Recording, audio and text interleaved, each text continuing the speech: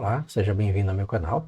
Sou o professor Luiz Maggi e hoje nós vamos ver mais um exercício do Enem de 2020, que diz o seguinte: o consumo de espumantes no Brasil tem aumentado nos últimos anos. Uma das etapas de seu processo de produção consiste no envasamento da bebida em garrafas semelhantes às da imagem. Nesse processo, a vazão do líquido no interior da garrafa é constante e cessa quando atinge o nível de envasamento. Qual esboço de gráfico melhor representa a variação da altura do líquido em função do tempo na garrafa indicada na imagem? Aí nós temos na letra A um gráfico linear, letra B um gráfico com uma velocidade maior no final, letra D uma redução na velocidade, letra D um gráfico não é linear e a letra E um gráfico também não linear. Bem, para verificar isso aí, lembre-se que uma coisa é importante: a vazão do líquido no interior da garrafa é constante. Então, a cada intervalo de tempo, você tem a mesma quantidade de líquido sendo jogada dentro dessa garrafa. Perceba que a nossa garrafa tem esse formato. Se você observar, ela é dividida em duas partes. Na parte de baixo, nós temos a forma de um cilindro, a forma de um cilindro circular reto.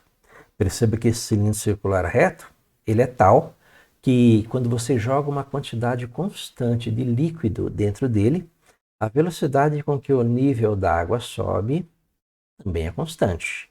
E a cada intervalo de tempo, nós temos o mesmo volume, o mesmo volume de água, como a base é sempre a mesma, é um cilindro circular reto, a altura será sempre a mesma. Então, a cada intervalo de tempo, a altura da coluna do líquido é a mesma. Então, nós temos um preenchimento, um envasamento na forma de uma função linear. Na parte de cima, não. Na parte de cima, nós temos uma figura parecida com essa, que tem uma base maior e em cima uma base menor, que é onde termina o envasamento próximo do gargalo. Perceba que quando você joga a mesma quantidade de espumante a cada intervalo de tempo, como essa figura ela vai se fechando, a quantidade vai aumentando a coluna, ou seja, o preenchimento começa mais lento e termina mais rápido. Quem já fez isso, encher uma garrafa com água, já percebeu isso.